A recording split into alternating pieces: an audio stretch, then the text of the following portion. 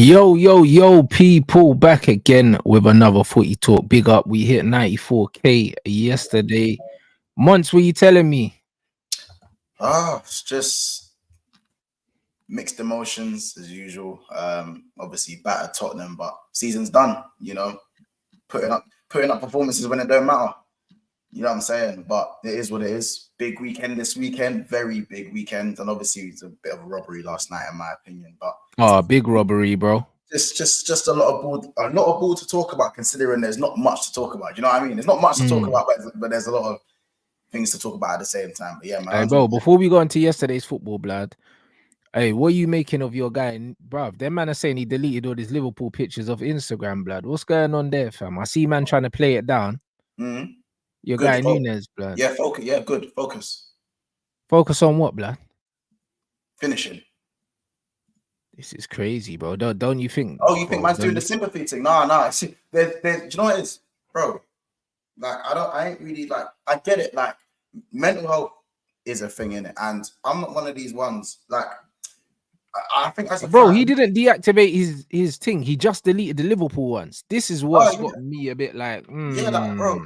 Because obviously, clearly, he's fallen out of love with maybe what he feels like he gives to the fans. Because don't get me wrong, man's been to the Liverpool games, and don't get me wrong, where it's like he's the one who's usually the last one to clap everyone off. And do you know what I'm saying?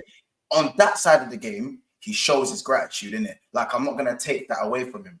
But I ain't paying I'm paying P's for gratitude, bro. Like, alone, score some fucking goals. You were brought in for a specific fee. You were brought in to do a specific thing. Do you know what I'm saying? And a majority of the fan base now, remember, now it's becoming popular to understand that Nunez is a scrub.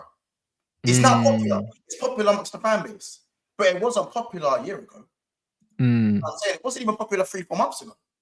Hey, bro, listen, I told you, man, before you signed him that he was a scrub. I'll be honest, bro. Like, we were linked with him, bro, and I celebrated the day that we didn't sign him. These man know, bro. Like, that's the beauty of these things. It's on wax, bro. I smoked a cigar, bro. It was a big day for me, bro, because when I saw the videos of him when we were linked, I was like, if we get this guy, we're finished. We're finished. But then we ended up with Hoyland, so do you know what I mean? We were finished either way. Yeah, we're finished either way, innit? But the thing is, Nunez, a awful player. Like, and it's one of them things where, obviously, I said I get the whole mental health thing or whatever. I don't know what it is going on with him, and if he's falling out with the kind of the support, maybe, do you know what it is? Sometimes you get caught up with reading one too many DMs, one too many comments, because as I said, like we said last show, Rants, people are watching. You know what I'm saying? Marcus probably watching right now. No, that sounds mad, isn't it? That sounds mad, but these man be watching. It's not mad at all, bro, because you got to understand these men are the same. They're the same generation, bro. Do you know what I'm saying? So, bro, like, you got to look at when I look at the demographic of the people that watch us, bro, they fall into that. They fall into that demographic, bro. Do you know what I mean? The 18, my demographic's stupid anyway, bro. I'll be honest. Like, I got people in their 50s and 60s that watch me. So it's one of them ones. Like, my demographic is a lot wider than a lot of the guys. Most of the guys that have the bigger numbers tend to have the younger audiences. Do you know what I'm saying? Because, bro, people around my age and upwards, bro, we got lives, blood. We ain't I mean, them man have got families and kids, bro. These men are not on YouTube all day. The brothers that have the time to be on YouTube are the under 30s because they ain't got responsibilities, most of them. Do you know what I'm saying? And most of these footballers fall into that category. This is it, though. Do you know what I mean? So these men are seeing these things, bro. Don't get twisted. So they're seeing these things. And I think again, Nunez he's a young player. He's 23, 24. He's not exactly an old head in it. So I think he's kind of he's probably just reached his limit in it. And he's probably just gone and done something. Whether it's to focus or whether it's to send out a message to say that I see the disrespect and I'm not gonna have that disrespect. Well, sorry, big man, you have to earn my respect. You know what I'm saying? You have to earn my respect, because at the end of the day, you're going to leave training and you're going to go home to your 2.5 million pound yard, you know what I'm saying, with your 300,000 pound whip, and you're going to live your life. Do you know what I'm saying?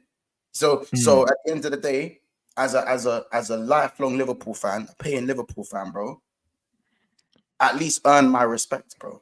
Yeah, but this is what I don't like about modern day footballers. There's no accountability, bro. There's none. If players like him came out and said, listen, I know that I'm not in the best form right now. Do you know what I mean? But I'm giving everything. Do you know what I'm saying? A man would more be sympathetic to the fact that, you get me? If man said, you know what, I'm not in my best form, I'm trying my fucking hardest, she ain't going in for me right now. Keep it 100, innit? Just say, yo, just keep supporting me. Like, I'll turn it around. Cool. But man going to Instagram and that, certain man like Rashford turning his fucking display picture black on Twitter. Who gives a fuck about all that? Do you know what I mean? That's some sassy shit, bro. Do you know what I mean? You're playing rubbish. Do you know what I'm saying? Man missed training because you was out drinking and that. Do you know what I'm saying? And you turn your thing black like you're a victim, bro. Why do these men want to be victims so bad? Why they want to be victims so bad, bro? Modern day ball is sensitive. Let's be honest. It's sensitive now. Modern day ball is sensitive. Come on, man. You know what I'm saying? And it's like that. Like the worst thing is, do you know what it is? Maybe if he done the Sancho thing and just got rid of everything. But that's what I rated. He just said, you know what? Yeah. Cool. Let me just get away from this so I can focus on what's important to me. Yeah, like, I rate socials is done. Less, you get socials is done. Less, it's not season's basically done. Socials is done. Less next season is, you get it. Obviously they know, he knows they weren't gonna sell him. He knows he has a main stake in the team. It's a new project, it's a new style. I'm here to stay, but I just need space right now. He doesn't even need to tell everyone he needs space, by the way. You don't need to do that. If you delete everything and get rid of, bro, footballers delete their gram all the time. That's all the time, bro. Just deactivate the thing until you're ready to come back.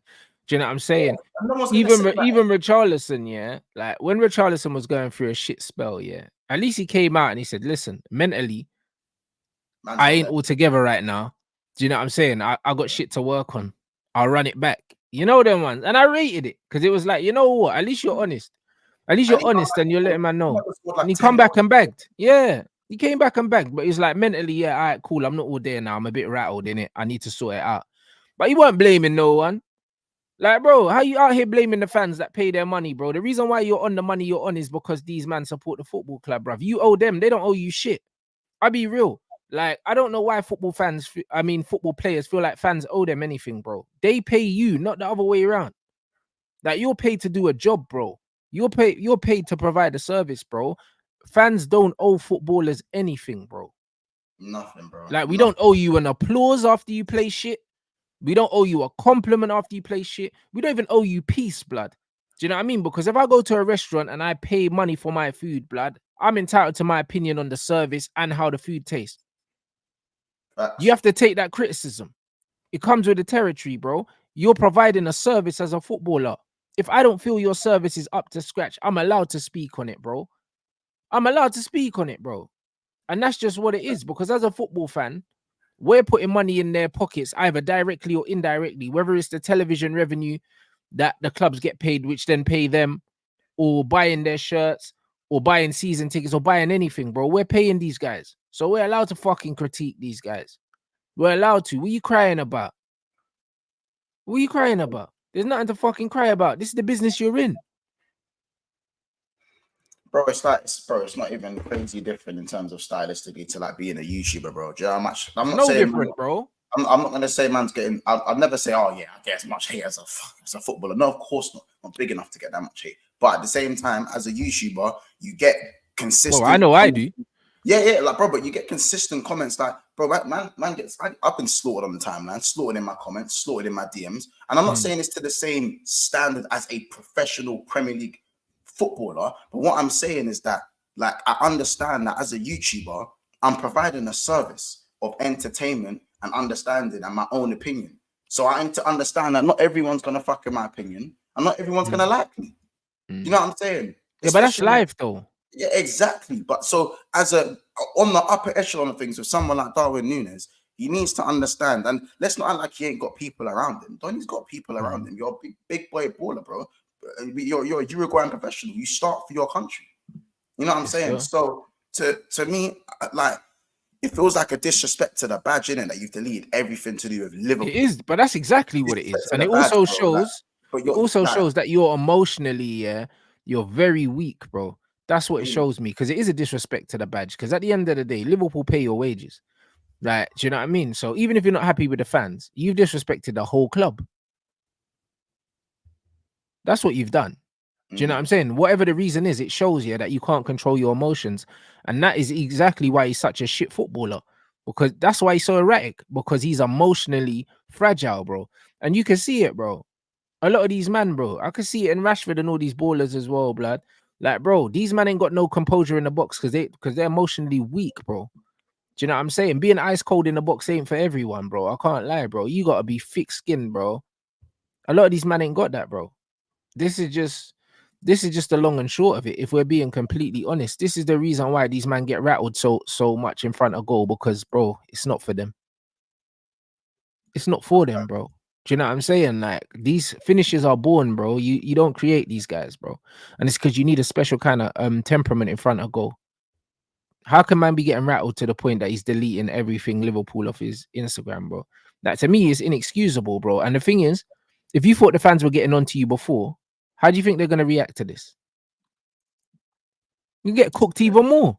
So it's counterproductive. I mean, there's a lot of Liverpool outlets saying we stand with you, like fuck off with all that shit, man. I'll be honest, man. Like, and it seems like man are being heartless, man are just being real. Like, as I said, there's ways. If you're feeling away and if you're suffering, no one's standing here saying, "Oh, we don't care about your mental health. You're a footballer." No one's treating you like a robot. There's just a certain way to go about things. That's it. There's a certain way to go about things. You ain't got to do an interview.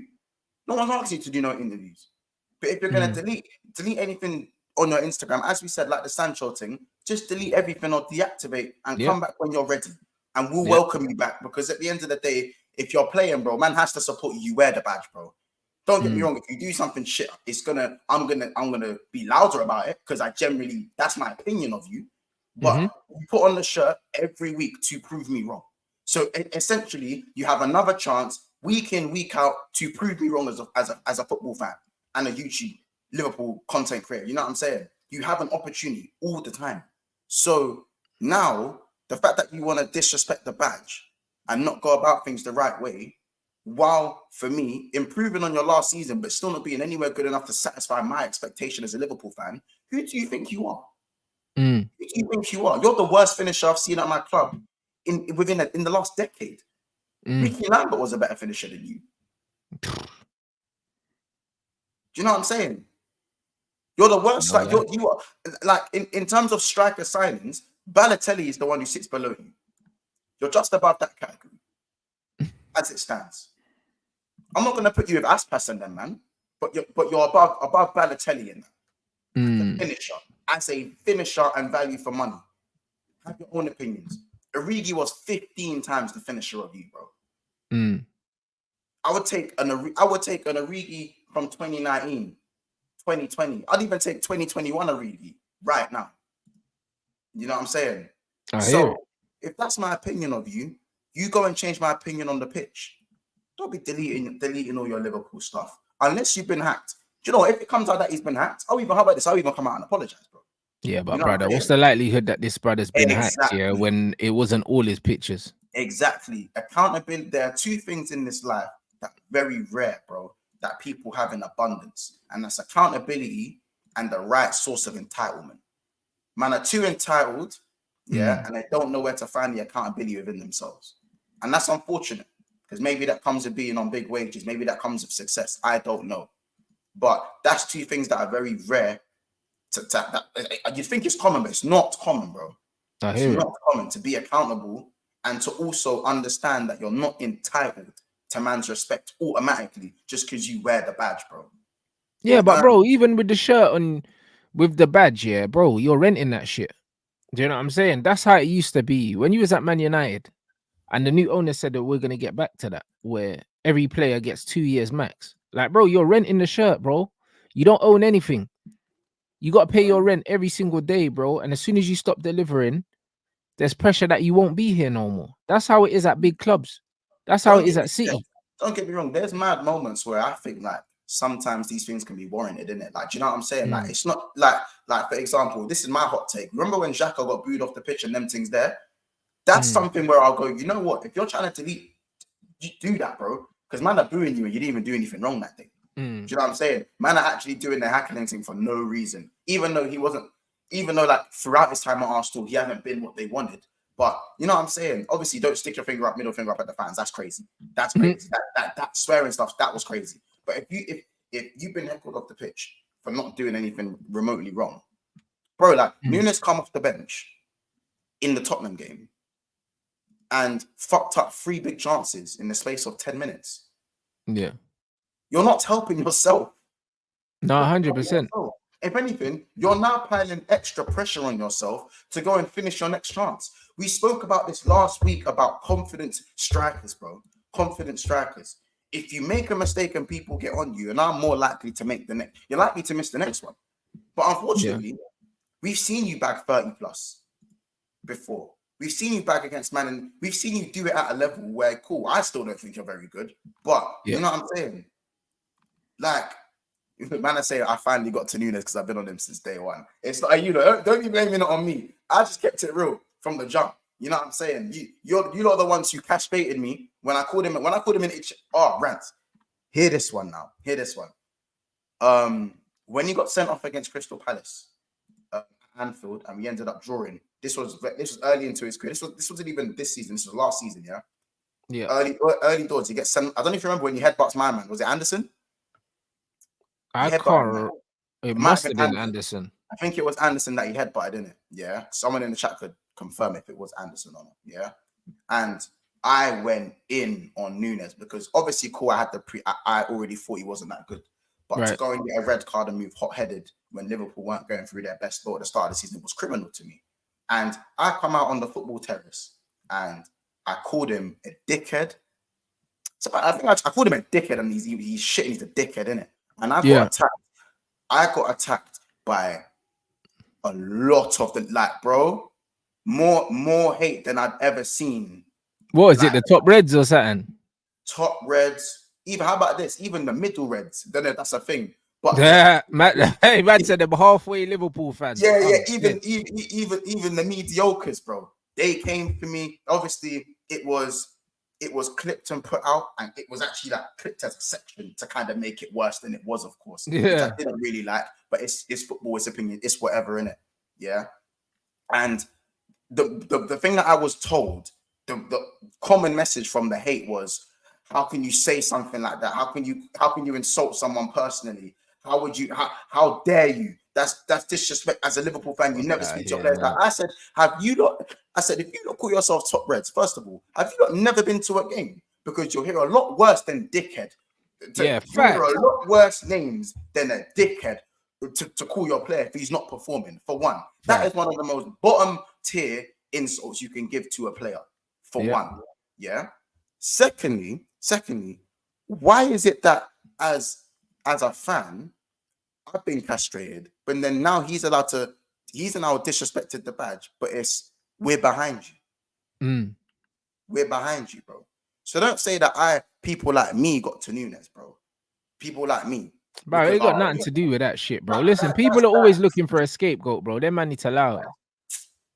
Like it was mad, bro. Man lost hella subscribers for that, but they can. I don't care, innit? But bro, listen, them man are idiots, though. Let's be honest, bro. That's what it is. They man are always looking for someone to blame. But not Rants, they're the same man now, because I know the names, I see the names. They're the same man now that all aboard the Nunez crap thing. Because it's popular now. It's fashionable. No, but it's always the way, though, bro. It's always the way. And this is why, bro. Like, it's the same with me, bro. The amount of time when I say things, people are like, oh, give them time, Rants, this, that, and the other. They always come around, bro. Do you know what I mean? But they try and say it in a more creative way instead of being direct and just saying, oh, you know what? Got it wrong. Can't believe it took me so long. Bruv, it's all the same, bro. I'll be honest, bro. And because I'm so outspoken with it, and I'm always the first that jumps, I'm always the one that takes the most of the abuse, bro. And then certain people just want to wait and see when the coast is clear before they can come out and say how they really feel. This is just how it is, bro. So honestly, I wouldn't even be surprised. Or should I say I'm not even surprised that you have to deal with this. But bro, I saw Nunez weren't good, yeah. I saw that Nunez wasn't good even before we signed him, just from watching compilations. Do you know what I mean? I think I only watched him play 2 games, like live. But bro, just from the comps, I could see he wasn't good. So this signing, this is another thing, and this segues us nicely. Signing players off data. This is what happens when you sign players off data. The eye test never fucking lies, bro. The eye test ain't never really failed me, bro. I'm telling you, I've got a 99.9% success rate with the eye test, bro. This data signing players thing is an absolute fucking disaster. Yeah, I smoked a cigar when Nunez went to Liverpool. That's how sure I was. That's how sure I was that he was a bum. You know what I mean? Bruv, listen, I hope that's the case because Vinicius Jr., yeah. I've been saying that Vinicius is better than Mbappe for ages, bro. Do you know what I mean? I've been saying it, guys. So it's one of them ones. And as for Jude Bellingham, bruv, listen, it's one of them ones where they are building Bellingham up. They're building him up to tear him down. Do you know what I'm saying? And when they do tear him down, it's one of them things where I'm just going to be there and it's going to be like, I'm going to be bored of it by then. I'll be honest. I'm going to be bored of it right by then because I'm assuming you watched the game yesterday, obviously, because we saw the robbery. Yeah. Bruv, what is this you good at? I beg. Like, because, bro, this Bellingham you. Everyone says to me, yo, I like Rants, you always want to be contrarian and all these things, but bro, the guy is awful, man. Like, honestly, like I've never seen a player so bad with the PR that he's got, bro. And then even at the end, man, trying to force himself to cry and that. You man see the little fake tears he was trying to squeeze out on the side and that. Like, it's awful. Whoever's doing this guy's PR is absolutely amazing. Amazing, by the way, because even the way my man was trying to force out tears and everything like that, oh my days. And then he came to do the interview with some shirt on the other way around and all these things with a message on the front and that. It's like, who the fuck is packaging, like, who is packaging this product? Because whoever's doing this is a fucking genius, by the way. A fucking genius. Because this guy is not about anything. He's fucking shit. Like, this guy's died, yeah, in 4 games in a row in the Champions League that I've watched. Like, all the knockout stage games. I don't think he has a goal in the knockout stages for Real Madrid, if I remember correctly, because he didn't score in the quarterfinals, did he? He got 4 goals, 4 assists, I believe, in the champs, but I think they're all in the group stages. Brother, I ain't seen this guy. He scored against he scored one against Leipzig. He scored against Leipzig. Okay, cool. In round of 16, I believe. If he, but all right, cool. Yeah, he hasn't got one in the quarterfinals. Cutback thing. All right, cool. This guy's awful. This guy's fucking awful, bro. I don't think he does have one. They're saying he doesn't. Round of 16. Was it Vinicius that scored that and he made the run? They're saying he scored in a round of 16 or whatever. Hey, listen, this guy's it was the goal. It was the goal against it was the snatch and grab they done against yeah, man. This guy, he's super trash, bro. Like, it's one of them ones where I'll be real. Like, I'm looking at it, yeah, and I'm thinking, fucking hell, bro. Like, honestly, I don't know what people see. I do not know what people see, bro, because this guy's awful, bro. Like, and I'm not even like, brother, I'm being real, like, and that's me being polite. That's me being polite. They said he got an assist, he didn't score. He's so bad, bro. So he made the run. He's so bad, fam. Do you know what I mean? And people even talk about his engine and that. And his engine ain't even that good as well. Because, like, when I watch the games, he always looks gassed by about 60 minutes. He always looks about gassed for about like 60 minutes in as well, bro. Do you know what I mean? Just a proper modern footballer. He's just a big lump. Do you know what it is? I think obviously I'm not gonna fully agree in terms of he's a bum and assist. He's not a scrub in it. He is to me, bro. I think at that he's compared to them, man, technically. But in terms of just an actual footballer, he's a good footballer, in it. It's like, but in terms, you know, that at that top level, you can see he's like not at that. He's not at that technical prowess to be balling with these man 24/7. What I would say with Jude Bellingham is that the profile of him playing in this 10 position or this creative something, for me, that needs to stop now. I'd look at that and say, if he was playing more deeper and like, how about this, the Valverde role? If he was playing the Valverde role and he wasn't lauded for needing to be technical, but he's not better than Valverde though. This is the problem. He's not. No, but he's not better than Valverde. But I'm saying that in terms of that role, if he was playing the Valverde role, I don't feel like that opinion. Do you know what I'm saying? I don't, because he doesn't need to. He can do what we say, like what we understand that he's good at. You know what I'm saying? that part of the game, we know that he's a big youth. Like, he can get around, he can cover ground. He's technically sound. He's not technically crap. He's technically sound, but No. he's not. He Yeah, can't. I think sound is objective. Do you know You what I'm think saying? sound is a bit too strong? You think that's I too don't strong? think he's technically sound. I think he is, yeah. Borderline is just enough to be acceptable. Like, that's how bad he is technically, bro. Yeah, but Like this, yeah, bro. sound isn't like a compliment in my opinion. Nah, but Sound is sound like to me is someone like, I don't know. If I see someone on the ball and I say they're sound or something, they receive the ball well on the half when I turn, say they can sound, play I'm saying pass. Harry Winks, bro. Harry Winks, bro. Yeah, but Harry Winks is bro. Harry Winks is way more graceful on the ball than this guy, bro. Like Harry Winks, yeah, bro. I'm not having the Harry Winks disrespect, you know. I'll be real because, bro, when a man was watching Harry Winks, bro, like Harry Winks, literally, yeah, he's good on the half turn and he's just a little 5-yard merchant. He's a crab, but like, bro, he's calm on the ball. He's a crab. Like he is, but Harry Winks is good on the ball. Calling him Iniesta. That's what they were calling him. Yeah, bro. But he's good on the ball, Harry Winks. It's the Joe Allen. I call it the Joe Allen archetype. Yeah, but that's what I'm saying. Like, he's actually good on the ball, though, Harry Winks, bro. It's just that he was at Spurs, and do you know what I mean? They hyped him up because they thought he was gonna come through the academy, and then he didn't turn out to be that guy. But Jude Bellingham on the ball is shaky, bro. There was even a thing yesterday where he took his eye off the ball for a second, bro, and the ball just rolled away from him. Like, when he dribbles, he's looking at the floor. If you watch him, the reason why he can't really go past people and play slide rules and stuff is because he has to look at his feet when he dribbles, bro. He dribbles looking at his feet, bro. That's always a big red flag for me. Players that dribble looking at their feet, because it tells me that they don't trust their ball manipulation and their control of the ball. They don't trust it. That's why their man are always concentrating, looking down. It's a big, big, big red flag for me. And he does that. He's one of them guys that dribbles looking at his feet. That's what I mean. Like, bro, like when I tell you, like in terms of, because people say he's not a 10. All right, cool. But then his feet aren't good enough to be an 8, bro. He's not even good enough on the ball to be an 8, bro. His game is 99% physicality. 99%. Because he's clumsy on the ball and he spends so much time on the floor for someone that's 6'2". He must be about 13 stone, maybe 14 stone. And he spends the whole game on the floor, bro. Like, when I tell you, when I watch him, yeah, compared to the hype that he gets, I'm actually disgusted, bro. I'm disgusted. That's how I feel. That's how I feel. Because I feel like you, man, have lied to me. I'll be real. That's what I feel like. I feel like I've been lied to, fam.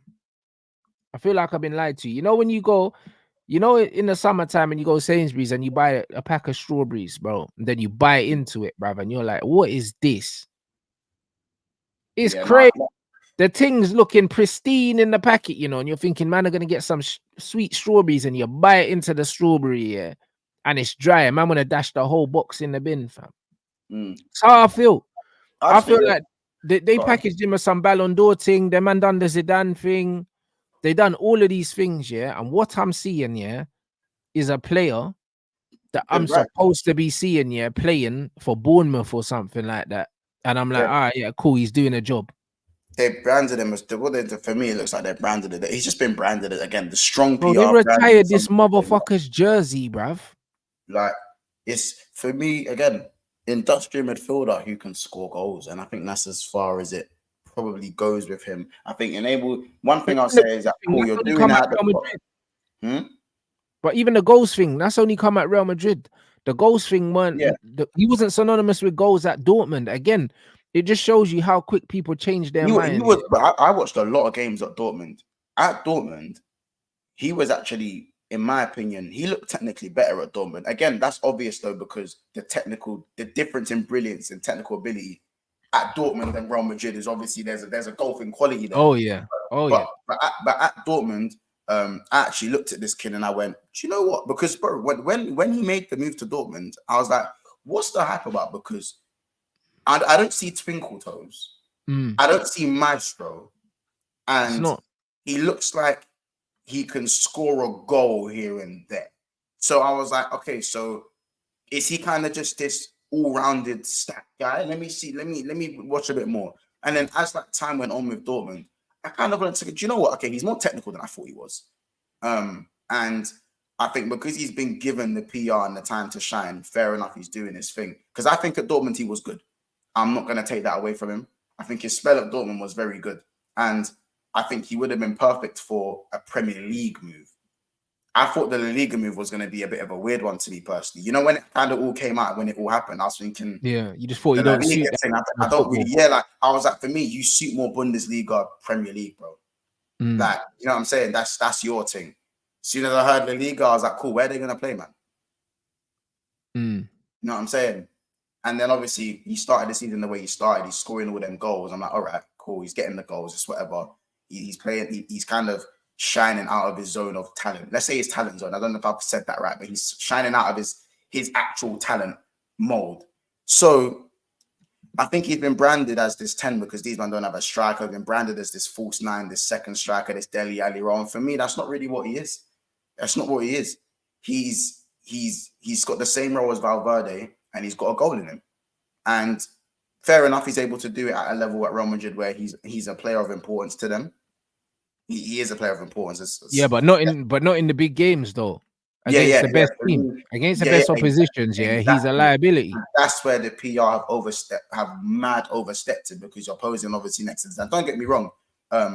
I'm still cool with what Bellingham's doing because I want to see what he does next year. I'm very intrigued to see what he does in the final, and I want to see kind of how the PR, like you said, I don't want them to tear a kid like him down because he does carry himself well outside of the game. He's very professional for his age, and he's still only 20 years old.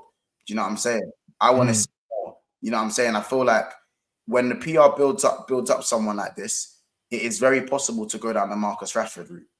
It's very, very possible, very, very easy. You know what I'm saying? I'm not saying I think he's got the right support around him, but if we're strictly talking about his ability, it's being hugely inflated in terms of what he's able to do technically. I still think he's technically sound. But the more and more games we kind of go, like the semi-final, like the first leg, like the previous leg, listen, he's done nothing in the knockout stages, innit? So even if he scores in the final, it doesn't mean anything to me. I'll be real, because he ain't done nothing in all the other games. That's just what it is. He's done nothing in the other games. He's been a passenger in all these other games. And this is the problem, The two brothers that are favourites were favourites for the Ballon d'Or, Mbappe and Jude Bellingham, have been shit. And this is why I don't want no one to tell me about stats. In the knockouts, they've been, again, in the league play, I'll give it to them both. In your own respective league, cool. But again, that's the only thing. When you play for Real Madrid and you play for PSG, doing what you're doing in your respective league, let's be honest, it's not looked on like you're doing it in the Premier. It's not looked at the same way because you're measured on your Champions League parameter. Because Real Madrid and Barcelona are usually the two teams going at it every year. PSG are expected to win it every year. So if you're performing for your domestic league, it doesn't carry the same weight. It don't. Nope. So that's why the Champions League parameter is a lot more homed in on when it comes to these top players. You know what I'm saying? That's why Neymar is disrespected because of not being able to get his team over the line in the Champions League, even though this man has torn it up in every single metric on and off the ball, statistically and unstatistically, for PSG. You know what I'm saying? I'm just talking post-Barcelona, by the way, post-Barcelona. You know what I'm saying? Bro, listen, the final, most important, bro, I don't care, bro. I'll be real. Because unlike most football fans, one game doesn't shape my opinion on players. One game don't shape my opinion. They're playing against Borussia Dortmund, Real Madrid are supposed to beat Dortmund. If he scores against Dortmund, I don't care, bruv. I'll be real, I don't care. Because you didn't do nothing in more difficult games. You had Manchester City and you also had Bayern, which are more difficult games than Dortmund, and you done nothing. So if you score a tap-in against Dortmund in the final, I don't care. That's just what it is. I don't give a shit. Because one game does not shape, and it should not shape, your opinion on a player. Every time I watch this guy, he's not good. Even when he scores. Even when he scores, he's not good. I've never seen this guy, have a great game where I'm watching a game and I'm saying, yo, Bellingham's boss in this game. He's not that player. He's not that player. He's not the player that drives the team forward and does all these things. When I watch him for England, he gets in the way. When you see him balling out with guys like Phil Foden and all these other guys, he looks so inferior. It's not even funny. This is why the eye test is so important. Because if you want to see who's good, put them amongst good players and see how they look, bro. Do you know what I'm saying? Everyone thinks they're a dog until other dogs walk in the room, and then all of a sudden you see who the big dogs are. You see who the big dogs are. He's not a big dog. He's not a big dog. Do you know what I'm saying? So all of this chat really, yeah, about him, yeah, and how good he is. I see him spend so much time on the floor. I don't even know how he would do in the Premier League. I'll be honest, because he dives in the Liga. He dives in the Champions League. If he was in the Premier League and people were actually rushing him and he didn't have time on the ball, I don't know how he would cope. I used to think that he actually suited the Premier League, but the more I watch him, the more I'm thinking maybe he doesn't. Maybe he doesn't. Maybe he does need that extra time on the ball because he lacks the ability on the ball to really play at a certain tempo. His game is very slow and cumbersome. It actually is. Like Vinicius Jr. is miles clear of him. Miles clear of him. Obviously, he doesn't have the PR. But Vinny showed yesterday, even though his final product's been pretty poor, he showed that he's miles clear of Bellingham, and no one's talking about it. No one's talking about it, bro, and they should be. And to be fair, he outperformed Mbappe as well. Not that Jaden didn't, because Jaden did over 2 legs. But Vinny fully outperformed Mbappe. But Vinny don't have the PR that Bellingham and Mbappe have. Do you know what I'm saying? And that's just what it is, bro. Do you know what I mean? His face doesn't fit what these men are trying to do right now. This is just what it is. His face don't fit. What's your opinion on obviously like the whole Real Madrid robbery thing? Because like I feel like every time Real Madrid kind of get through a certain moment in the Champions League, not every time, but a lot of the time, there always seems to be a decision, some sort of decision that kind of leads to, the whole robbery thing. There's a lot of games that doesn't happen the other way around, bro. Let's keep it a buck. Yeah. Do you know what I'm saying? Like, shout out Abba as well. He was in my chat yesterday and he was saying, he doesn't think it's a robbery. Bro, it's a robbery because I know that doesn't happen the other way around. Yeah, like if you look at the chart, like there's just bait examples. Like for me, you look at the nanny thing, the nanny red card that changed the game for us. Yeah, the nanny red card against United, the Alonso goal that gets disallowed, Chelsea versus Real Madrid. That one stands out to me as well. There's probably a few others that you could probably like. I'd have to probably think a bit harder, but like Madrid have got don't get me wrong, Barca had them as well. Barca got those. Barca got those too. But yeah, Barca got those too, bro. Listen, UEFA Lona, bro. When it comes to UEFA, them man always back them too, innit? Like the way I see it is, yeah, these man always get the decisions. They fucking always do. Because if this is the other way around, yeah, man are saying, but the whistle was blown. The fucking rules are you don't blow the whistle until the end of the phase. The game was still going on. Period. Do you know what I'm saying? These men are too experienced to be making these kind of mistakes in a game of that magnitude. They are way too experienced, bro. There should be no fucking excuse for that. There should be no excuse for that. And now they can turn around and say, oh, well, it doesn't matter anyway because the whistle was blown and maybe that's why the players didn't clear the ball because they heard the whistle. Whatever, man. We'll never know now. We'll never know now. Do you know what I mean? It's going to be their word versus the other. The one thing I would say is, yeah, if the whistle was blown, yeah, and the Real Madrid players stopped, the Bayern players didn't. Do you know what I'm saying? So what you're telling me? One set of players heard the whistle and the other set of players didn't. Bro, this is what I'm saying. I feel like there's always some sort the Spanish giant bias with the referees. Listen, I'm not going to take it away from their quality, and they have deserved to win majority of the Champions Leagues over the last 10, 15 years. But some of the decisions, man, it's almost like, how can you win? And I feel sorry for Tuchel because I'm not even a massive fan of Tuchel, Rants, I'm not a massive fan. I think he's a good cup manager, but I don't think he's what people make him out to be. Agreed. I think United fans are screaming his name because the bar is in hell. And because there's no one else with his resume, but resumes ain't what I'm looking at right now. Yeah, like he's being glorified because he's the best that you guys can get as it stands in terms of stature. You know what I'm saying? On a resume type beat. So now I'm saying, and we're looking at this. I believe was he robbed as well in the final? I'm pretty sure he suffered a defeat to Real Madrid not too long ago as well. As he was managing.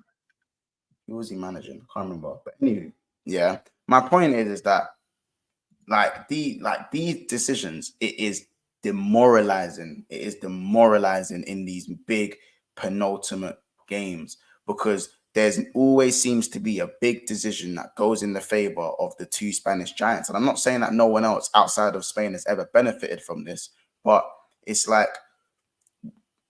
I always say this, yeah. And this is a bad analogy, yeah. It's a bad analogy. But it's like me playing FIFA against someone who is clearly better than me and they're scoring rebounds. Like they're scoring lucky goals and getting the luck of the draw. But by the way, you're already miles better than me. You're already better than me. You know what I'm saying? Real Madrid are already better than Bayern Munich. You know what I'm saying? So to also have the refs going for you is like, it's crazy. What can I do? And listen, could Bayern Munich have won the game before or seen the game out better? Of course, it's a game of football. You like to look at your own team. You'd always like to look at your own team before you look at the officials, innit? But sometimes it's just black and white, bro. You know what I'm saying? Sometimes it's just black and white. I hate when these things happen, and it's like, cool, if it's a one-off, cool, but it happens too often for Real Madrid. How can you be in the best? How you be in the best team in the world and getting the decisions going for you? It's not even fun. It's not even fun anymore. It's not even fun, bro. They blew the whistle in play.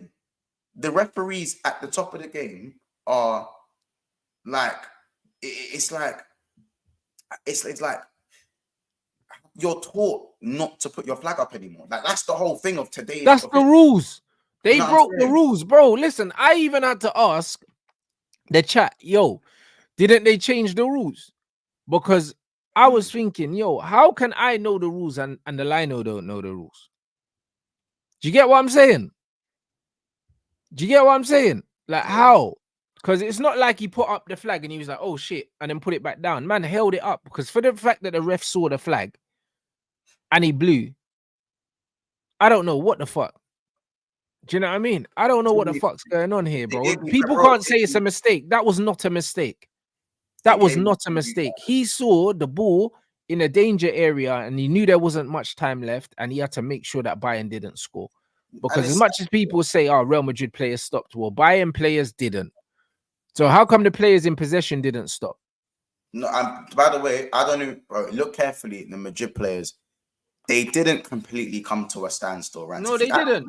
They were actually still, bro. The ref blew the whistle, but when Mendy's headed it and Delete's volleyed it, that shot's still going off, and the keeper was not saving it. He was flat-footed. That goal was going in my opinion. You know what I'm saying? And when you look at if Madrid fans in here will know, there was a Jude Bellingham goal where the whistle was blown as the ball was in the flight of the air. Do you know what I'm talking about? When what's his name crossed it in, and the ball is about to be like the ball just about as it's about to be delivered. No one stopped, by the way. No one stopped. Jude heads it in, and the whistle goes, and Real Madrid don't win the game. Yeah, the Real Madrid players went mad. Jude sent off. Vinny, all these man. Didn't you get like a 3-match ban or 4-match ban or something? Like it went called off. man a cheat or something like that. Yeah. Man went off. Self-awareness, man. Obviously, you're gonna take it in it. You're not gonna say, "Hold on, guys, let's score an own goal." It's in the semi-final. You're not gonna go, "Oh yeah, let's go score an own goal." But like, bro, it's it was that was, and for me, I don't even think that was different, bro. It's the same thing. The ref calls the full-time whistle when a man is he's literally putting foot to ball to deliver it into the box, and he blows the whistle. It's almost as bad as when Grealish was through on goal against Spurs, and man blew the whistle when the ball is in mid-flight. You know what I'm talking about? It's against Spurs, no? Grealish against Spurs, in on goal. I think it was Tottenham. I think it was Tottenham, innit? Bro. It's crazy, like. Bro, it's a disgrace, bro. I'll be honest, yeah. Like, no one can tell me that they didn't blow because they sensed danger. Of course they did. Bro, look how tight the decision was as well. Bro, and it was onside as well. Yeah, like, when the decision's that tight, how are you dashing your flag up? Like, for me, again, and... if he was miles offside, you're right. If he was miles offside and he flagged, but it was so tight, the lino couldn't have known for sure he was off because he wasn't. Exactly. And this is what I mean when I say that, like, sometimes the refs and the officials, maybe I'm wrong about this, innit? But sometimes to me, they want to be the main guy. They want to be the main character. They want things to be about them. I was watching Ben Foster speaking on it, and he was saying that was it not Ben? It was Troy Deeney, sorry, speaking on it, and he was saying how like the fourth officials be getting rub downs, and you know some of them are getting like they're like intuitive to how they look. Like it's not just a you're a ref. Like Troy Deeney was insinuating, he's like, man, respectfully, you're doing a stat man job, and man, not here to see you. So why are you moving like everyone's here to see you? And I think some of the refs do want to make themselves the headlines and be a part of. Of course they do, man. These men want to be. Man want to be front and center all the time. And don't get me wrong, it is subjectional because when I look at them, you know, the high foot, the Doku, I call it the Doku switching music on McAllister. Yeah. You look at those things and you go, ref, you have to make a decision there. You have to make a decision, and VAR is there to overturn it if you get it wrong. You know what I'm saying? But again, that's more for me, foot to the chest, you have to make a decision. If you're offside or if you're off or on by literal centimeters, you just want to be the main character. You either want to be commended for the decision, or I don't know. I generally don't get it. Like you're playing with your reputation. But this is the problem, yeah. This is the problem, and this is what I don't like because, yo, a manager could lose their job because of a decision like that. A manager could lose their job because of a decision like that. What's going to be the consequences and repercussions for the referee or the linesman or both? Do you know what I mean? Because the ref still could have ignored the flag because the ref could overrule it. He could overrule it. Like, the ref knows the rules. They both decided that they were going to stop an attack. That's what happened, bro. They both decided it because the ref could have overruled the linesman. He could have. So when I'm watching the situation, bro, it's an absolute disgrace, personally. I can't lie. In a game of that magnitude, you're not allowed to get things wrong. Yeah, it's true. You're not allowed to get things wrong. Like, I don't really care. Even if it wasn't onside, yeah? Even if it wasn't onside, it should still be played out, and then it should go to VAR. That's what should happen, because that's the rules. That's the rules, regardless. Do you know what I'm saying? Big up Daps in the chat. Big up Lee Gunner for the raid. Yeah, so I thought that was awful, man.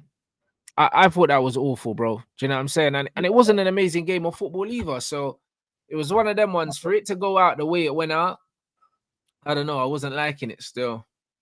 I wasn't liking it. And the worst thing is they've admitted it, innit? It's even worse. It's like, you know what I'm saying? Man's admitted it, bro. Don't make it feel any better, though. It means I was right. No, it doesn't mean anything, because Tuchel's like, yeah, what can I do with that, bro? Do you know what I mean? And I see a lot of people blaming Tuchel for the result yesterday, but ultimately it wasn't his fault. Like, he said the substitutions he made most of them were enforced because the players wanted to come off. He said that Harry Kane's back was done. Do you know what I'm saying? Man saying Kane was shit yesterday. I don't think Kane was shit yesterday. He got the assist for Davis's goal, was a great pass. He did miss a chance though when he tried to go near post and he missed the target. If he goes across the goalkeeper, he makes that 2-0, the game's done. Or for the net. I do you know what? I know what finish he's trying to do in it. Yeah, he tried to go high into the corner. Yeah, because if you look, and this is why you got to respect it, Harry Kane's thing in terms of his decision making with finishes, bro. Neuer kept going down early in it. He had to, because if you look at the Vinny save, look how early he goes down for that. And even when you look at the rebound, he goes low. He goes low and tries to cover the perimeter, like the perimeter here, and he leaves. He's leaving these areas open. If you look at a lot of the saves, you know what I'm saying? So I think that's why he's maybe gone. He's gone for that, again, that roof of the net finish. But I think at the same time, sometimes don't overcomplicate it. Yeah, but bro, but this is the thing. I don't like that because it's basic fundamentals. It's basic fundamentals. Because I remember when Danny Welbeck tried to chip Manuel Neuer for us in the Champions League. Oh my days! And he got slated. And Danny Welbeck was probably thinking, Neuer always goes down. But bro, fuck all that. You got to play the game. Do you know what I'm saying? As a striker, do the right things, fundamentals across the goalkeeper. Do you know what I'm saying? And even if the keeper parries it, maybe someone's gonna come in. And if the keeper doesn't parry it, then whatever, you've done the right thing. But to miss the target completely because you've tried to be too cute, nah, bro. Harry Kane has scored 1 million goals like that on his left foot. 1 million goals like that. So it's not like Harry Kane's the one striker we can't even use the excuse and say, it was on the wrong foot. Because he wraps those in the side netting all the time. What happened was he overthought it. Do you know what I'm saying? He overthought the thing. He lost his bottle. He lost his bottle. That's what happened. Man can say, the Kane assist ain't running. But, bro, the pass from Harry Kane, he's the only player on the pitch that can play that pass. This is the reason why, man have to give Harry Kane respect for that pass because he's the only player on the pitch that does that, bro. And also, in the formation they were playing in with him dropping deep, and my man running past, Harry Kane did what he needed to do, bro. So it is what it is. But that finish, he needs to score, bro. He needs to score that. I don't care. I've seen Harry Kane score those too much. I've seen it too many times. Harry Kane do that. For me to make an excuse for him in those positions. Cool is not a great angle, but Harry Kane has to at least hit the target, bro. If he hits the target and Manuel Neuer saves it, you don't hear anything from me. The guy missed the target completely. That is the problem. That is the problem. So for me, nah. Not having it, really. Not really having it, man. Man are saying, 1 second. Man are saying what? Tuchel lost because of bad subs. They needed to bring on Muller for Mazraoui.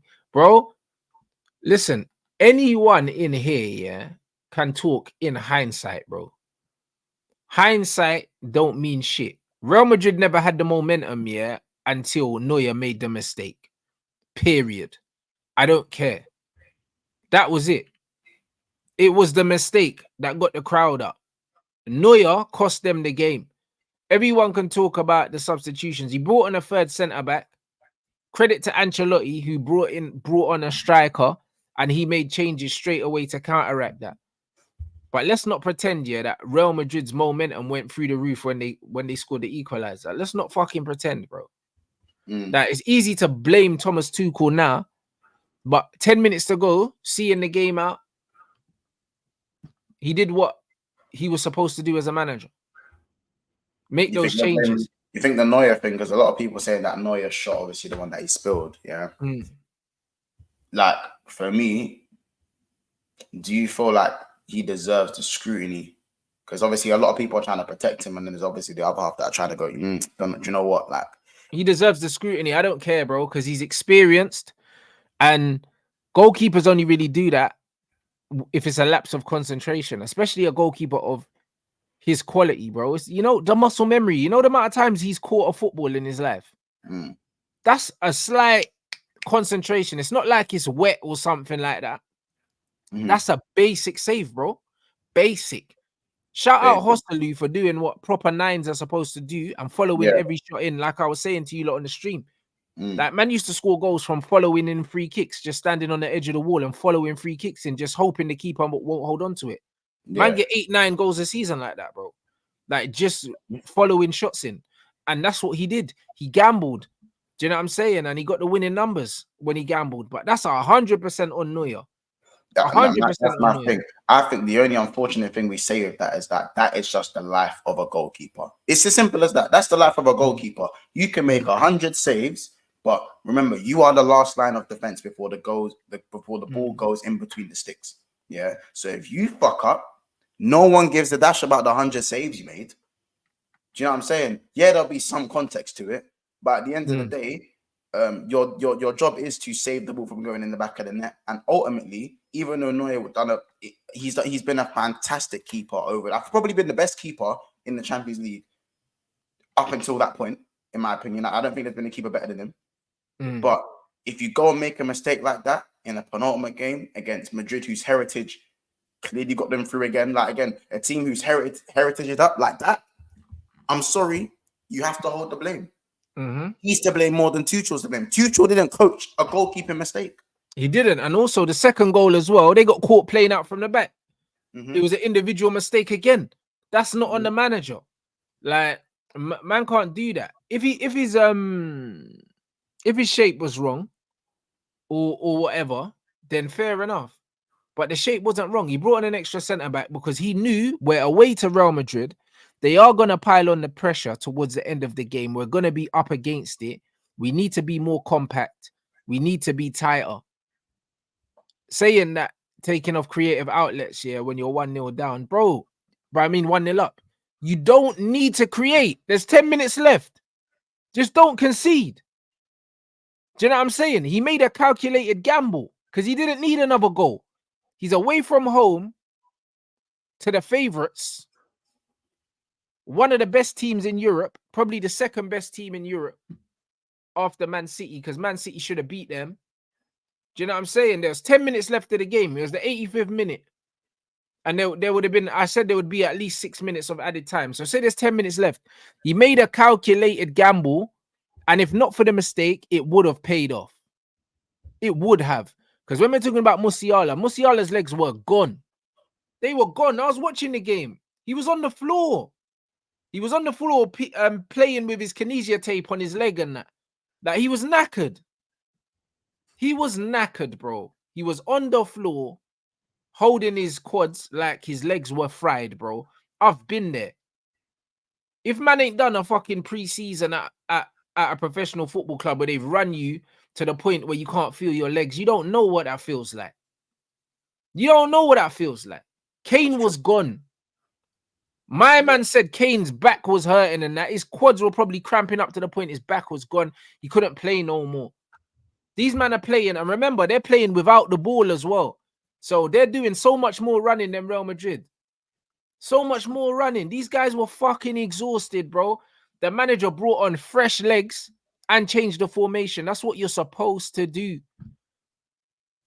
When Liverpool played Arsenal and Liverpool brought on fresh legs, the young players, and they ended up going and beating Arsenal. Fresh legs. Sometimes that's what you need to do. But Carlo went and brought on Diaz, Camavinga, Joselu. He had more quality coming off the bench. Muller's an old man. But the facts are, yeah, if Neuer holds that, Bayern Munich go through, blood. Unless the referee tries to give Real Madrid a penalty or something like that. Because Real Madrid never looked like scoring a goal. How many times have we seen that? Do you know what I'm saying? Yeah. Remember the Atletico Madrid final? Bro. Last minute corner.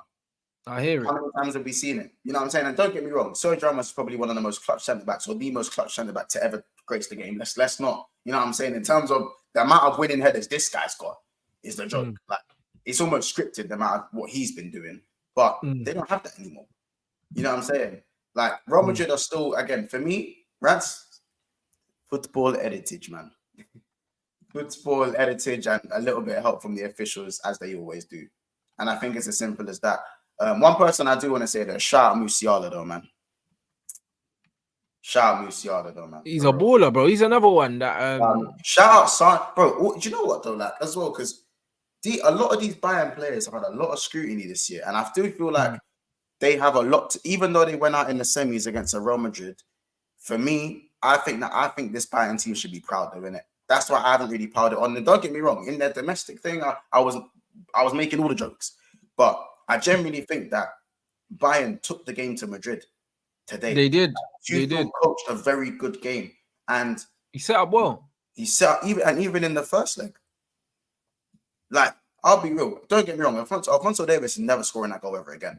But Lord have mercy. He wrapped that. Lord have mercy.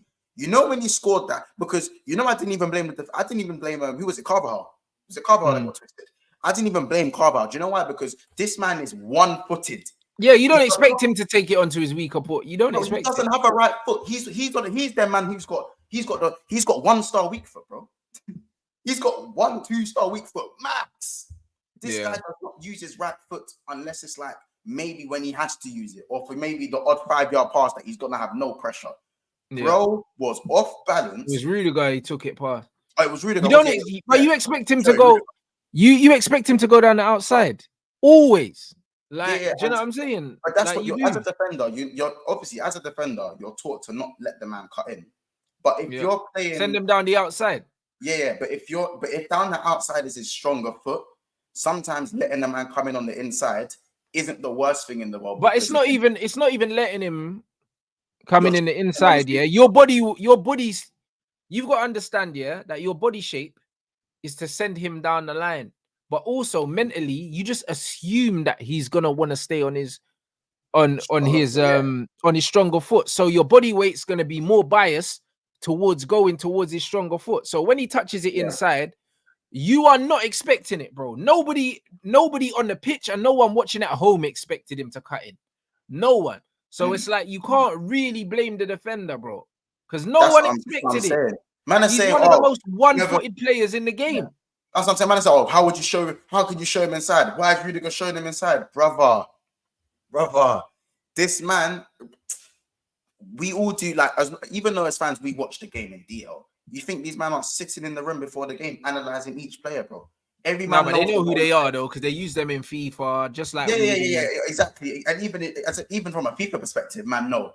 Even if he was just to play FIFA, you'd know that Alfonso Davies is not a 2-footed player, and he's very far from it. You know what I'm saying? He wrapped the fuck out of that shot, to the point where everyone was like, crazy. That was worthy of any game winner for me. For me, that was worthy of any game winner. Anyone that knows football is expecting him to continue down the outside. Anyone. Do you know what I'm saying? So I can't even lie. I can't blame a defender for that. It's just like I remember Aubameyang scored a goal, against Chelsea. I can't remember if it was a FA Cup game or a European game when he absolutely cooked. He absolutely cooked a centre back. I think it was Zuma or something. He cut onto his left foot and then dinked it over the keeper. And it's like, bro, you don't expect Aubameyang. That's when Thiago, Lauer, and all them man took them apart. And I remember that. Yeah, it was Zuma. You don't expect my man to do a fake shot and take the ball onto his left foot. So you can't blame the centre back because it's like you expect him to go onto his stronger foot. So as soon as he throws that fake shot, it's just great play from the attacker. You just have to credit the attacker. This is what I hate about people that don't play football. Because, bro, sometimes, you've just got to just put your hands up and say, yo, it's too good. That's the good thing about football is that this is what I said. That's why I said where I agree with you on the data thing. Cool. We know that a player is one-footed, but they are still elite. These are still the top footballers in the world. So that means even though a man is one-footed and he's not known for doing anything significant on his weaker foot, man is still capable of things like that. You know, it's a rare capability, but these men are top elite ballers. So there's going to be a time where if he decides to snap it on his right foot, it might go rose at 4 or 5 times. But one of those times is, bro, man, it's going bins, innit? Like, that was unsavable.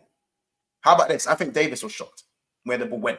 Oh yeah, but bro, the way he wrapped it, it's not like he wrapped it into the side netting. It's not like he put his laces through it and then hit and hope. There was bare tech in that. He wrapped it. Yeah, it is like the Vardio goal. You don't expect Vardio to do that. To go and do that. Do you know what I'm saying? Bro, and this is why you can't blame, you cannot blame the defender for that. You just have to credit the attacker. No one wants to credit the attacker. Everyone wants to sit down and say, oh, the defender should have done this. Bro, attacking players, especially the best attacking players, they use the defender's body shape to decide where they're going. When I'm running with the ball, I never know where I want to go. I'll go wherever you allow me to go. Wherever you allow me to go. Wherever your body weight is, that's what I'm going the opposite way, bro. Do you know what I'm saying? That's what I'm doing when I'm carrying the ball. Certain players like the Rashfords and the Garnachos, they make up their mind. They just want to go down the outside and they just go. Because they don't have ball manipulating skill. When you're someone that has ball manipulating skill, and you can tease the defender, and you can wait to the very, very last minute to make a decision. You're waiting for them to react. That's why the best way to defend against players that dribble is not to nibble, bro. Because they want you to nibble. Because they want you to make up their mind as to where they're going, bruv. They want you to make a move, bro. That's why Ashley Cole used to absolutely torment CR7. Because CR7 used to wait for Ashley Cole to go, and Ashley Cole never nibbled, bro. Because Ashley Cole was like, yo, I can run with you, bro. So until you decide where you're going, I'm just going to stand up. And that's why Kyle Walker does so well against a lot of wingers that have pace, because he just doesn't commit. He just runs with them. Same with Wan-Bissaka. He just runs with them. But that's why the harder. But Rants, I'm saying that's why I think sometimes a lot of the harder wingers to play against are the Casanos, those type of wingers. Even bro, call me crazy, the Sarabias and that, or you know them Villarreal wingers where they're not quick, they're wide players who just bang 1-2s. They bang 1-2s, or they're gonna try and beat you on the dribble. Even kind of when Coutinho, when guys like Coutinho played left wing, these players who are predominantly 10s and they go out wide. Have you noticed how the 10s in the game, the ones that aren't really here anymore, whenever they were kind of deployed out wide, Bernardo Silva's another one of them. Bernardo Silva is deployed out wide. These guys are deployed in a position where they're used to playing in the middle. So they're kind of their naturally innate instinct is to go left or right, depending on where the body shape of the defender. Yeah, they're comfortable moving in both directions. They're comfortable moving in both. So where wingers are just naturally more direct because they're more athletic, you know what I'm saying, and not as maybe technically good with their feet, bro, it's so much harder for defenders to defend. Why do you think Aaron Wan-Bissaka was one of the best 1v1 defenders for a time, right? One of the best in Europe. Yeah, no one can deny it. There was a time where if he stood you up one-on-one, if you kick it past him, you're not getting the ball past him, bro. They used to call him Spider-Man for a reason. When someone as tricky as Zaha speaks about him the way they speak about him, bro, he's not a mug in it in a 1v1. But guess what? Why I always used to say this guy is not defensively good. I do always say stop calling him a defensive good. He is the defensive 1v1 specialist. Yeah, he's a 1v1 specialist, but he gets caught under crosses. His positioning is not good. Defensive awareness. That's why when you lot lost to, was it Villarreal in the Europa League final? Was it Villarreal? It was Villarreal. It was Emery. It was Emery, innit? When you lot lost that game, you know what? Do you know why Wan-Bissaka had a hard time? Because he wasn't playing against an Adama Traore, Rashfordish type of player. He was playing against wingers who jink, mink, and go, bro. You know what I'm saying? Like, to take Wan-Bissaka out of the game, all you got to do is play a 1-2 pass and run past him. That's it. Yeah, and he's gone, and he's done. Yeah, don't take him on with the ball. Just bounce it off the wall and go. That's it. You won't know what to do. This is why Mahrez, these guys like Mahrez, and you know what I'm saying, these type of players who can predominantly play in the middle have always been, for me, the hard. Probably if you ask wing backs, if you go to the most famous and ask how to defend these guys, they'll probably say they'd probably rather go against the guy who is quick and maybe more direct and only knows one way, compared to the guy who can play the 1-2, can probably beat you on the dribble, can put his foot on the ball, and is just generally aware on whether he needs to go one way or the other, even if he's one-footed. Sancho's not both-footed, he's one-footed, but he can still go both ways. Yeah, and he'll manipulate the ball with both feet. Like when he cooked Nuno Mendes, He dropped the shoulder and dragged it with his left across his body and sent man on his face. Like Sancho will manipulate the ball with both feet, even though he's very, very right-footed. Do you know what I'm saying? So he becomes a problem. Do you know what I'm saying? He becomes a problem for that reason. But defending players like these modern wingers, I'll be honest, they're very easy to defend against. If they came up against like the proper right backs, like the Zanettis and all of that, these men ain't getting no change out of the Zanettis and the Tarams and proper fullbacks that were defenders first. The reason why these men get away with it now is because they're playing against a lot of failed wingers at right back now. Right back and left back. A lot of these men are failed wingers, bro. They're not defenders first. They're not. Even Wan-Bissaka was a winger, bro. And I don't know how, because he got no feet. Do you know what I'm saying? Wan-Bissaka kept Mbappe quiet because Mbappe is one of those ones, bro. He's a one-trick pony, but he's got a very, very good one trick, bro. But he's a one-trick pony. You know he's going to try and use his pace. He doesn't use his intelligence to get past players, bro. Smarter footballers will always have an easier time against players like this. And this is the actual problem with the game right now. There's not many thinkers left in the game. There's not many thinkers left in the game, bro. And that's why it don't hit the same. It don't hit the same, man. These wingers aren't very good now. They're not very good. So it's one of them ones where when Davis does something like that, it's out of the ordinary, but you have to give credit to the attacker in those instances. I'm not one to criticize defenders all the time because genuinely, I've played with some very good players, and you man watch basketball. It's just like Kyrie and Steph. You have to make them take difficult shots, but you're not gonna lock them up. You're not gonna lock them up. Like, you cannot stop Kyrie, bro. You cannot. It's impossible. All you can do is make him take a difficult shot. I've seen this guy sink a corner free from behind the backboard. So it's one of them things where it's like you're not going to stop him. But if you can stop him from getting to the spot he wants to get to and make him have to take a difficult shot, like the running floater from the left hand, fair enough. You've done your job.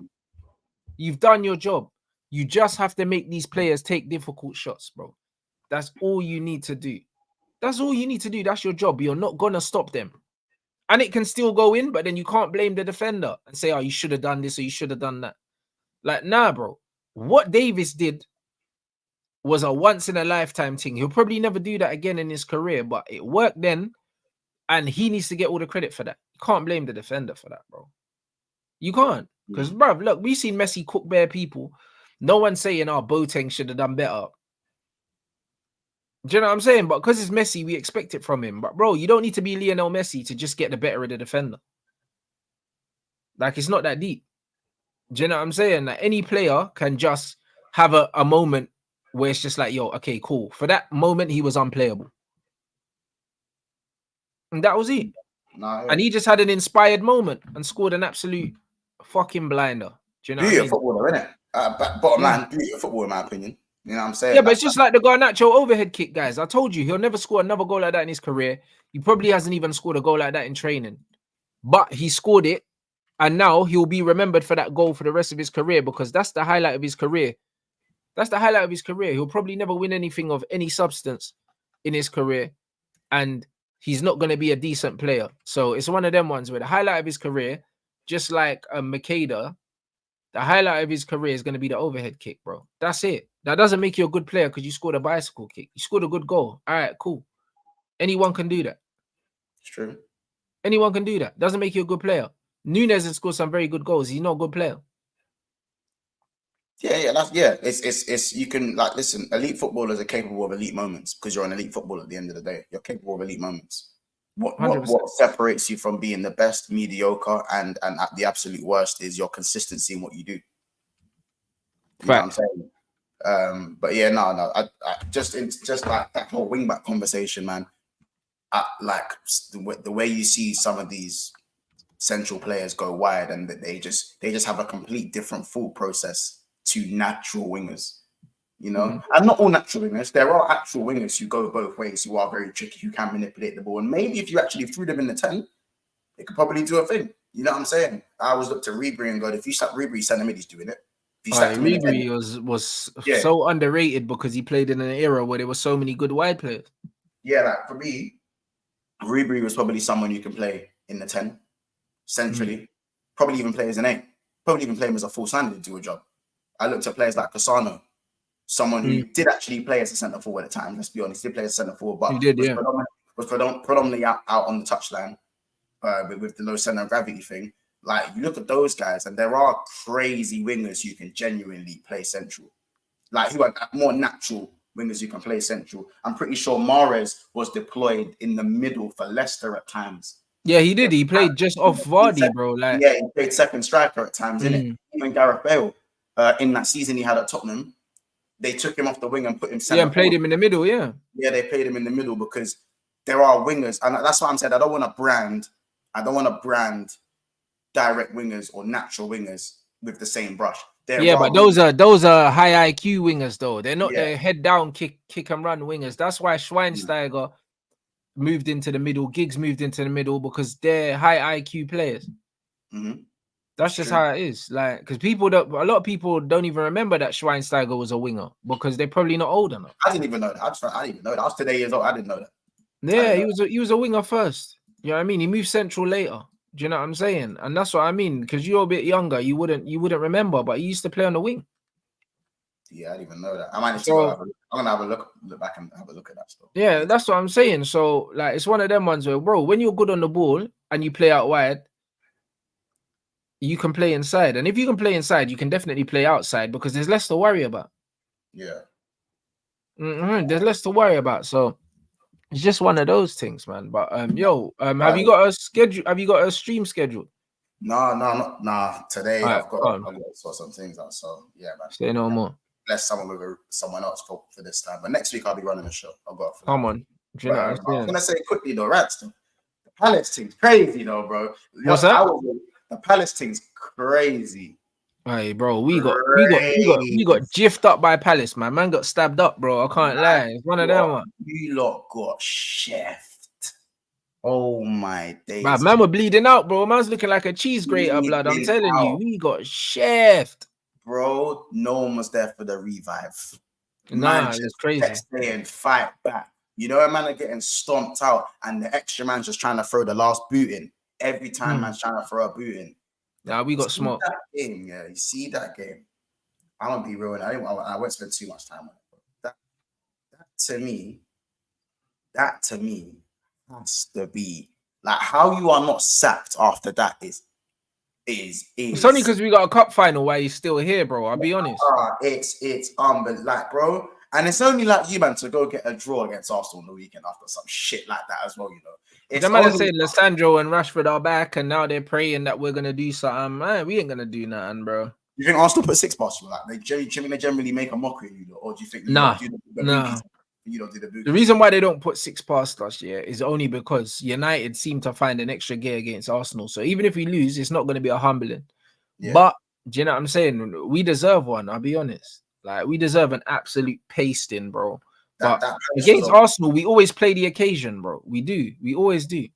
No, it's true. It's true. Like, I think Arsenal only have 1 win at Old Trafford in the last 10. I think it's 1 win in 10 at OT. So I don't know, but I'm like, bro, the fact that Mateta cooked up. How about this? Even Manu was running like he had a parachute on his back, because out of when he ain't really quick in it. He's not very he's not off the ball.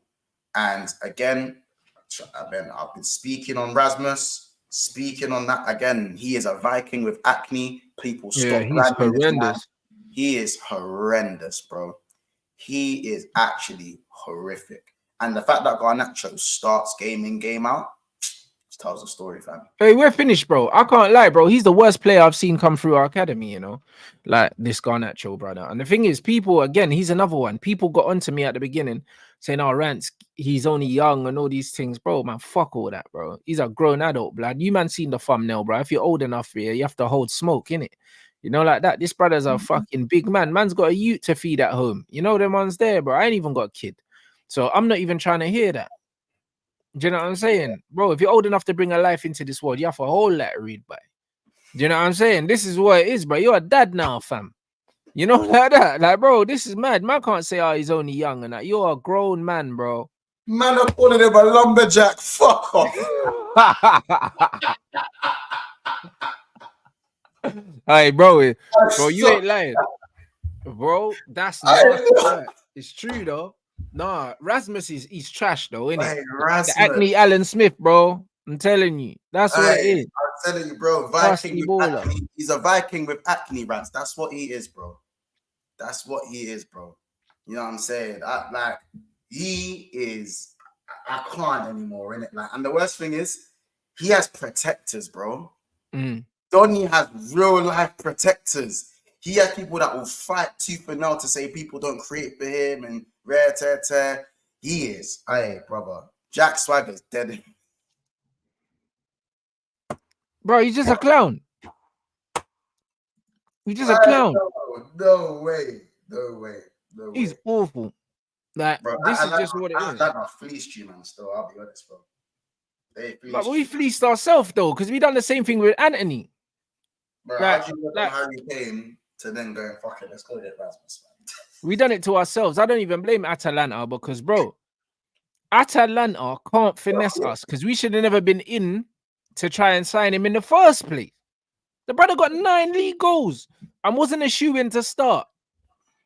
Do you know what I'm saying? Like, what are we doing, bro? We spent 70-odd million on a brother that scored 9 goals in a league that's easier to score in than our league. Rancy said, fuck it, let's go get Rasmus. We didn't get Kane, let's go get Rasmus. And then the manager's gaslighting man saying, oh, Rasmus, like, he's not a 20-goal-a-season striker now, but he's got potential. Potential? How do you measure potential, bro? How do you measure it? Because you don't pass the eye test.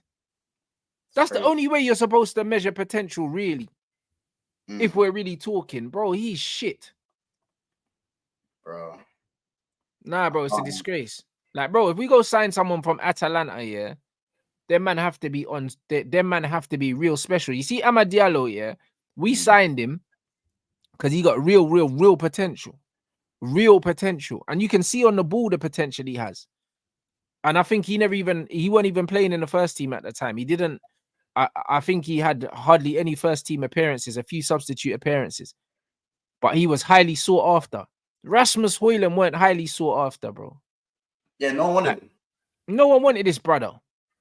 The biggest part of his clout was that his name was similar to Højlund, and they had like a similar it was a Scandinavian thing. A man has a similar name to Haaland.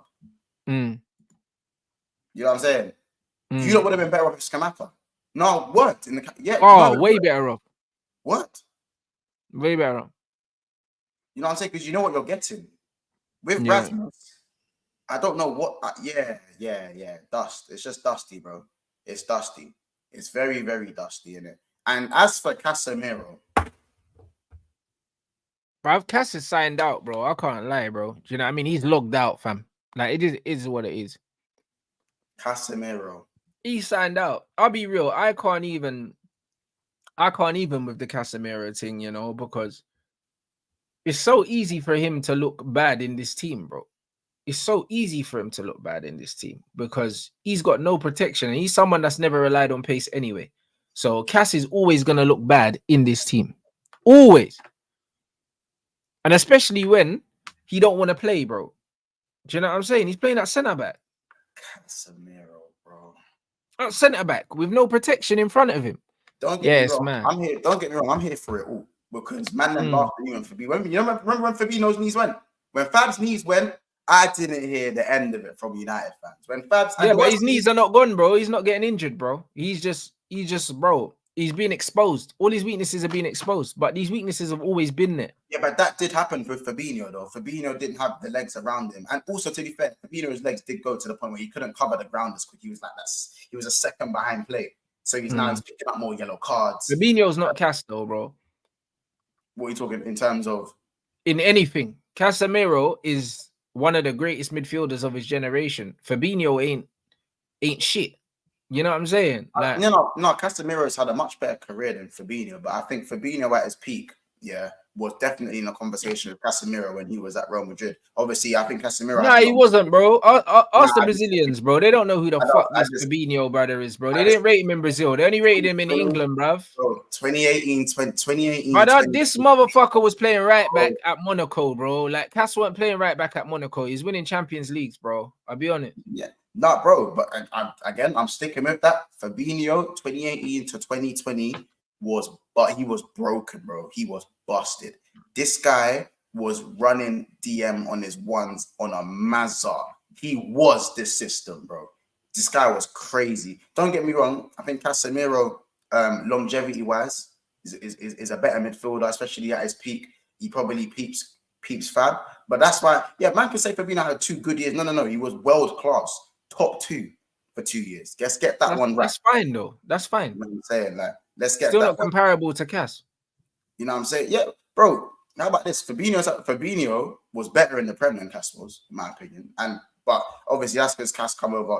Cass didn't come over when he was finished, by the way. I don't even think Cass is fully finished. Cass is not finished, bro. Last season, if we don't have Casemiro, we don't win a trophy, blood, last season, bro. He was the midfield general last season, but we played a much deeper line last season, and we are a lot more compact last season. This season, we're so wide open, bro. We're so wide open, and he's paying for it.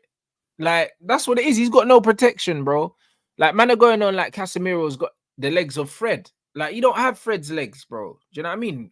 Fred's probably the only midfielder that I know that would actually look all right in this scattered system, bro. Cass ain't got a chance. Kobe Mino is 18, 19, and he's struggling in this midfield, bro. Yeah, why am I? Wait, hold on. So what, is Kobe finished as well? No. I didn't say no. Casemiro just has weaknesses in it. He has weaknesses in his game.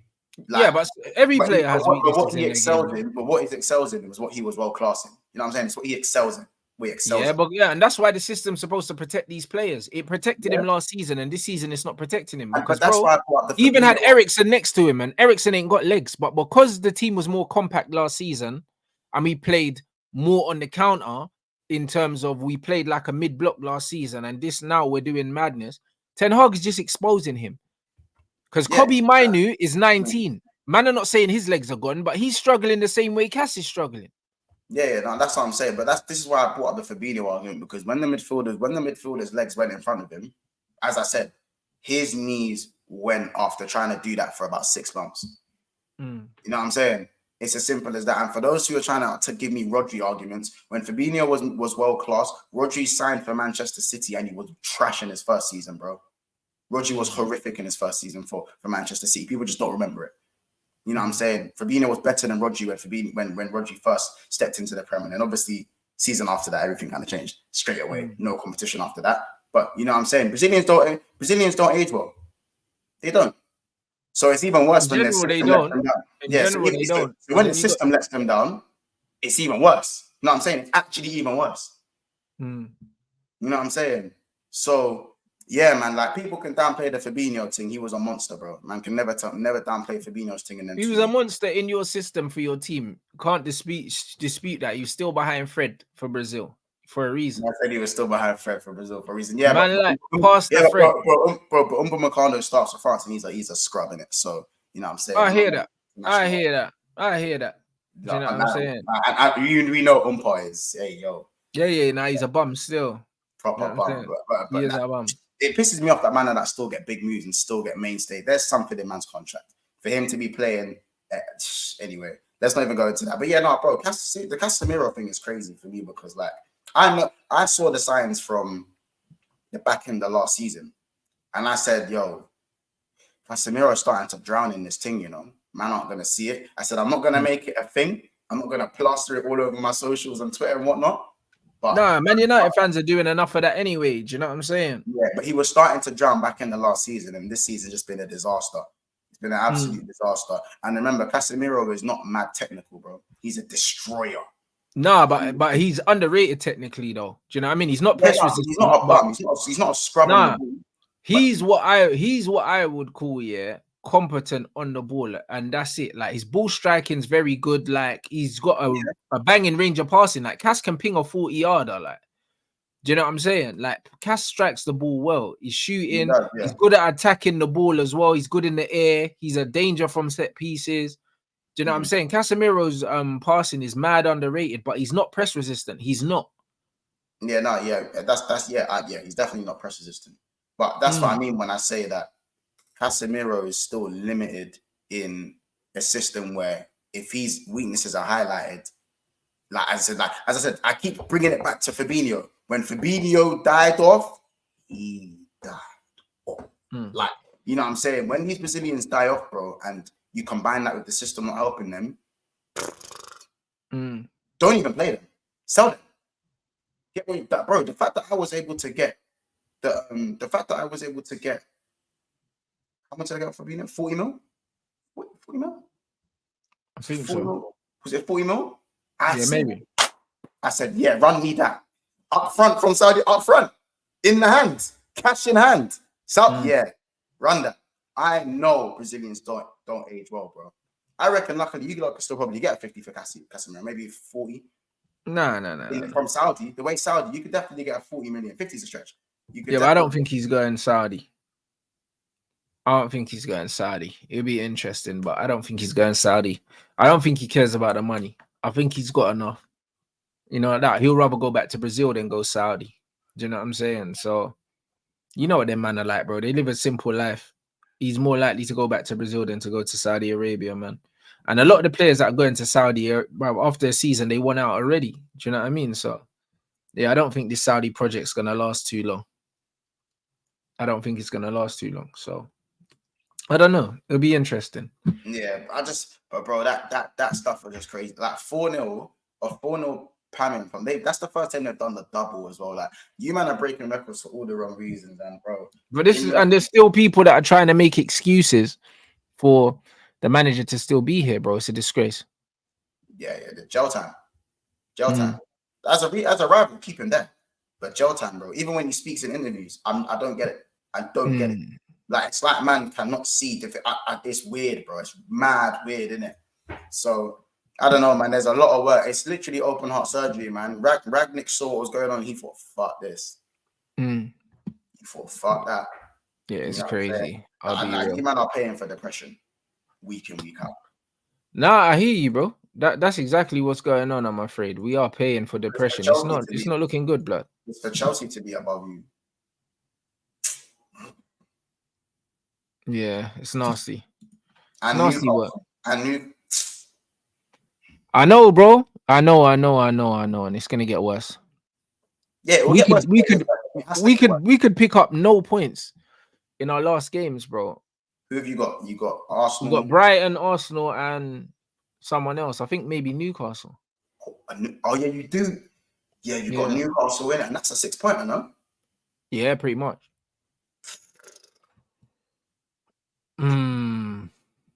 Yeah. If you don't win this cup final, though, I can see the shamelessness. I can see it now.